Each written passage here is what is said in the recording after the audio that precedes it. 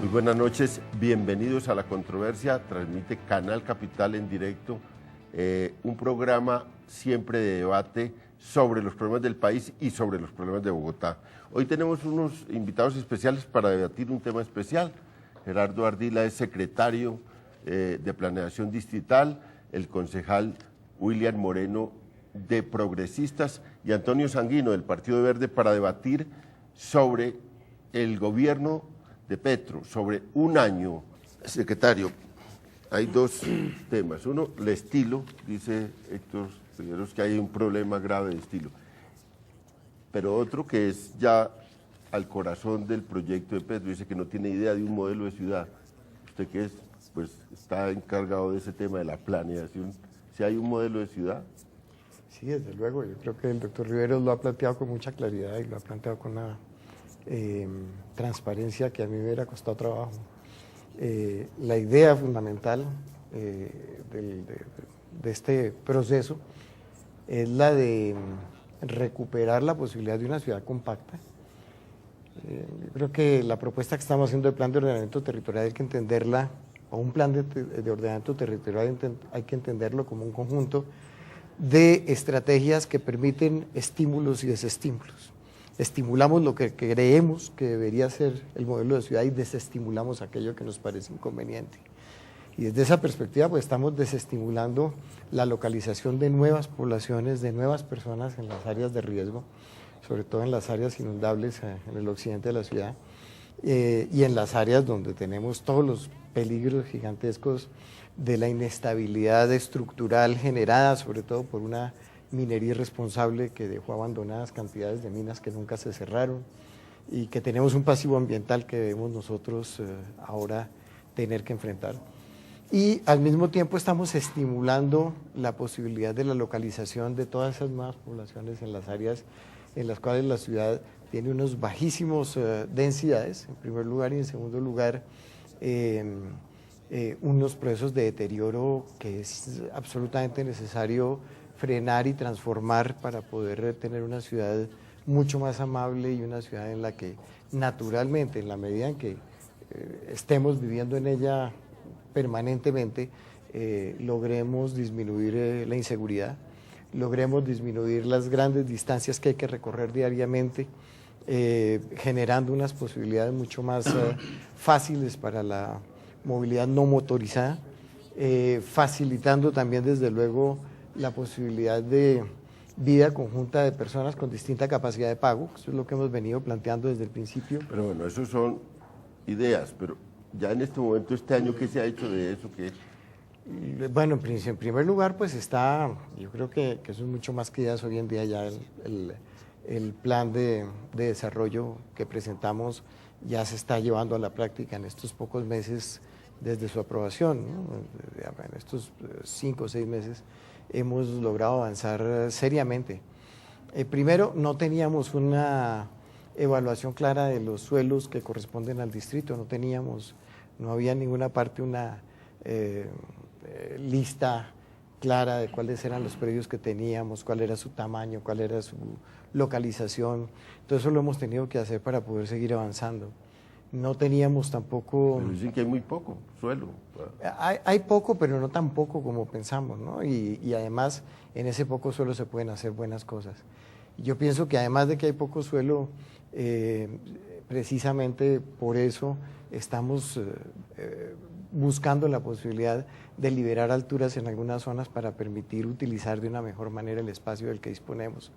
Hemos hecho propuestas importantísimas como por ejemplo permitir la combinación de usos en predios dedicados a usos dotacionales, que era prohibido que eso se hiciera. Hoy en día estamos permitiendo que haya, que se pueda hacer combinación de usos de manera que también se pueda asegurar que esos dotacionales puedan autofinanciarse en los casos en que sea necesario, que se tengan la posibilidad de tener una mejor calidad de oferta para los que están viviendo en sus alrededores. Yo creo que hemos avanzado muy seriamente y desde el punto de vista ambiental, los procesos de concertación con las autoridades ambientales, con la CARI, con la Secretaría de Ambiente, yo creo que nos dan la posibilidad de ser muy coherentes en una oferta para la ciudad que en pocos años va a empezar a dar frutos. Eso no sea inmediato.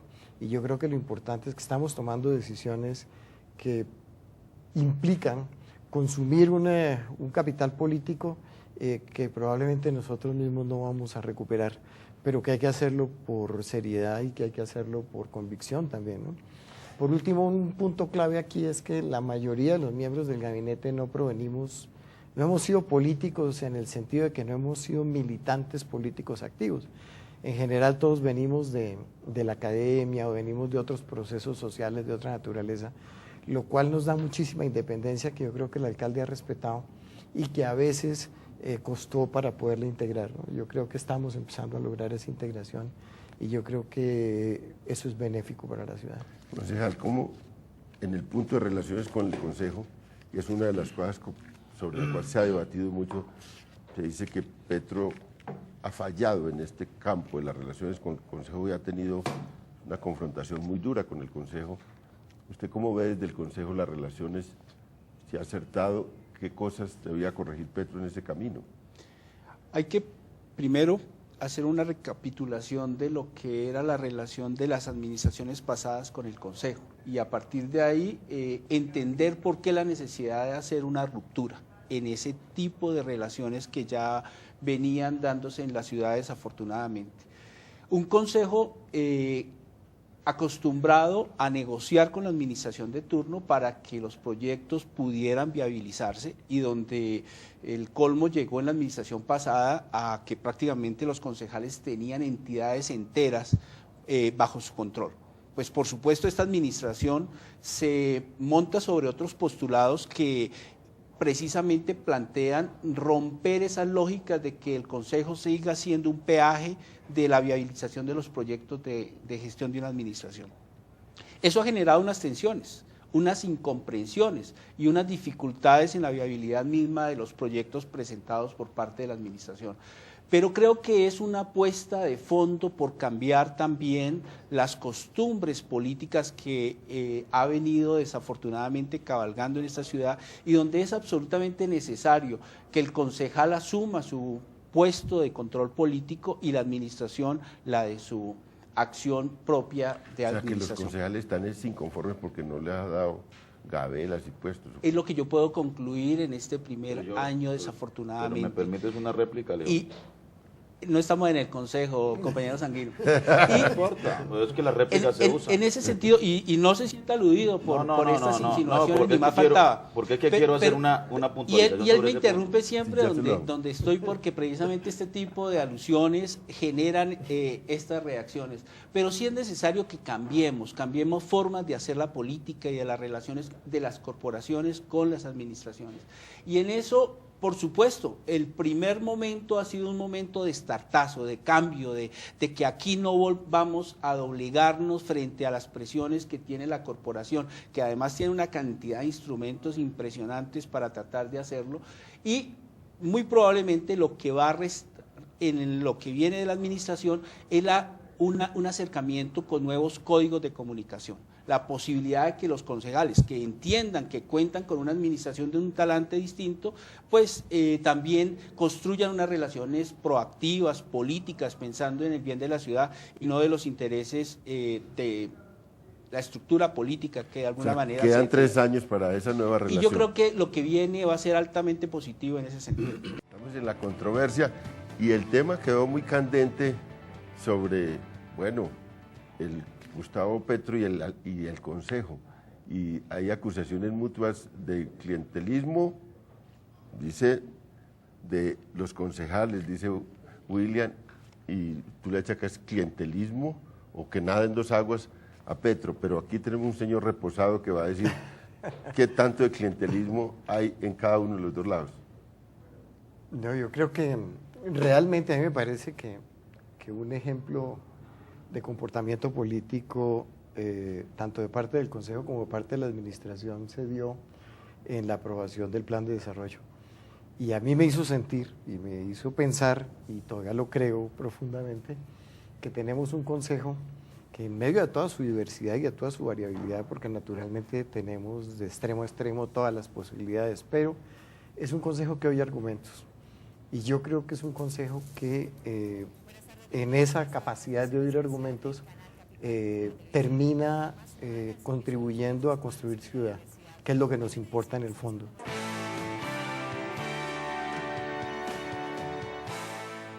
Estamos en la controversia y se ha visto que en unos lados hay unos aciertos, ya se empezó a discutir sobre fallas y críticas al gobierno de Gustavo Petro, pero hay un punto del que estamos abocados aquí a corto tiempo y hay un debate muy duro en la ciudad alrededor del tema de las basuras. El secretario de Planeación debe tener claridad de qué es lo que vamos a tener el 18, porque dice, pues para ver si de pronto resulta la inmolación.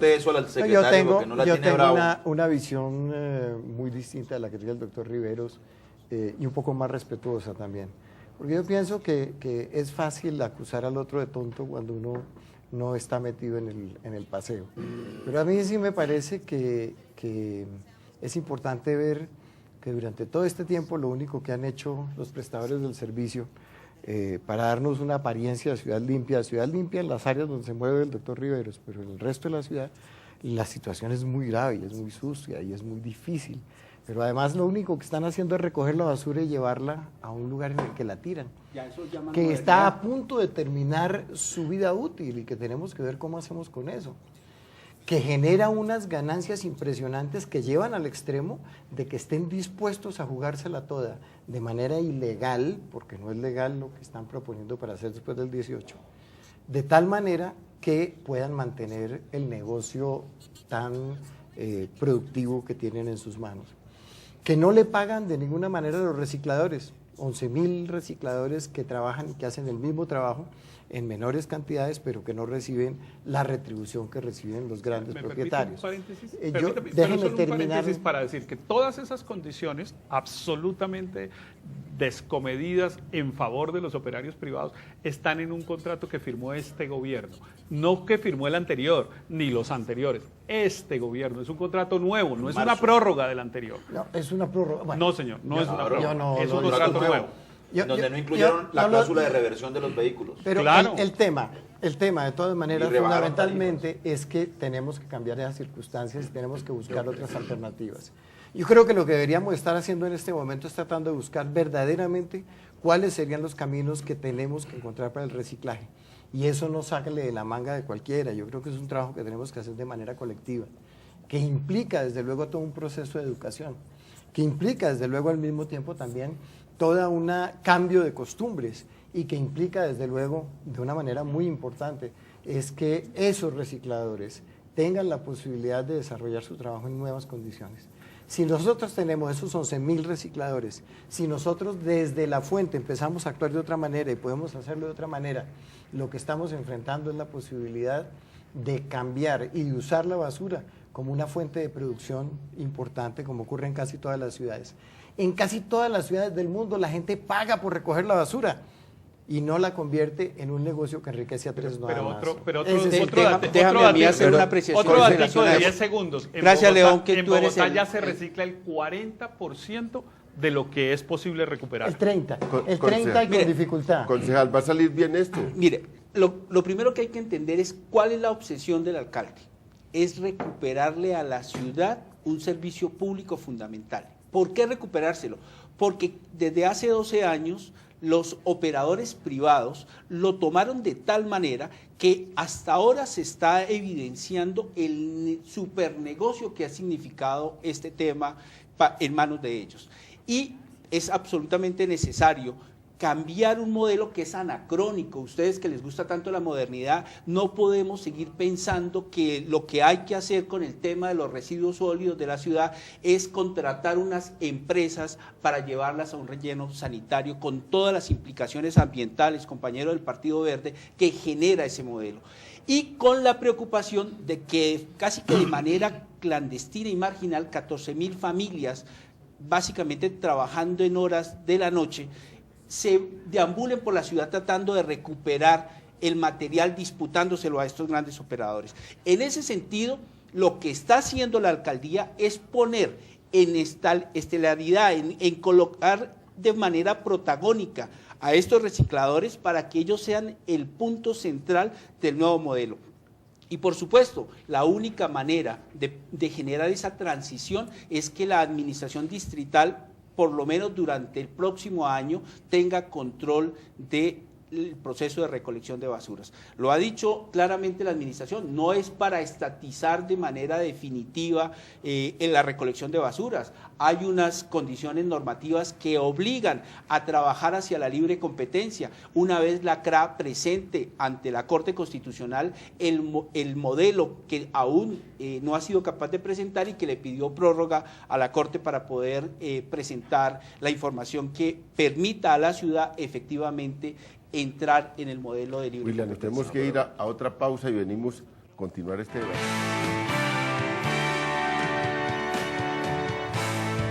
Yo quisiera oírlo sobre ese debate de lo público. Sí, yo creo que los tres grandes ejes de esta administración tienen que ver primero con el tema ambiental, que lo hemos asumido con la mayor entereza y con la mayor seriedad. El segundo es el tema de la lucha contra la segregación, que tiene que ver con gran parte de esto y que está unido al tercer punto, que es el fortalecimiento y defensa de lo público. Y pues bueno, puede verse como estatismo y yo creo que de repente pues necesita algo de estatismo en algunas de sus fases, pero me parece que no, yo estoy de acuerdo con eso, yo a eso no le veo nada de malo, es una posición y es una posición dentro de la cual lo que se trata de hacer es retomar el control de algunos procesos que se habían salido de las manos y que durante los últimos años se habían convertido, cada que algunas empresas grandes, algunos megaproyectos no podían funcionar, cambiábamos la ley. Entonces la ley 99 de 1993, la ley 388, un montón de decretos, de normas, de leyes para quitarle fuerza y para poderle dar toda la posibilidad a los privados para que pudieran hacer sus negocios.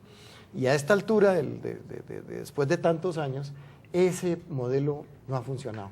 La ciudad está en muy malas condiciones, la ciudad iba expandiéndose sobre sus bordes, perdiendo su centro, perdiendo posibilidades, un modelo que hay que cambiar. Y para cambiarlo, se necesita una intervención estatal en este momento que es fundamental. Y yo creo que esa intervención estatal no está negando la posibilidad de que las cosas continúen, como lo acaba de decir el doctor Sanguino, sino que lo que está haciendo es que el Estado entre a formar parte del negocio y a poder controlar y equilibrar las cargas entre lo público y lo privado. Concejal Yo Cortico, voy a que decir, estamos acabando. sí, correcto, que probablemente es la apertura del siguiente programa. Paradójicamente a Gustavo Petro lo que lo va a salvar para cumplir con buena parte de sus apuestas son las asociaciones público-privadas. Las APP se están convirtiendo en este momento en la alternativa que le queda frente a las negativas sistemáticas del Consejo de Bogotá de aprobarle los recursos excepcionales que necesita para poder cumplir con su plan de desarrollo. Sistemáticamente le ha dicho no o no aborda la discusión del cupo de endeudamiento y de la modernización tributaria. ¿Qué va a tener que hacer esta administración para cumplir? El cupo. Sí, no lo tramitamos, no hubo ni siquiera una sola sesión para analizar y escuchar a los ponentes con respecto a esto. A pesar de la promesa de Santos de que la unidad nacional iba a funcionar. Ni siquiera reciben orientaciones de su mayor líder que ha generado la cohesión de ese importante bloque político en el país, como es el movimiento al que pertenece el compañero. Se nos acabó el Antonio. tiempo, desafortunadamente. Los esperamos el próximo lunes en la controversia, 8:30 a 9:30. Va a ser un día muy importante el lunes.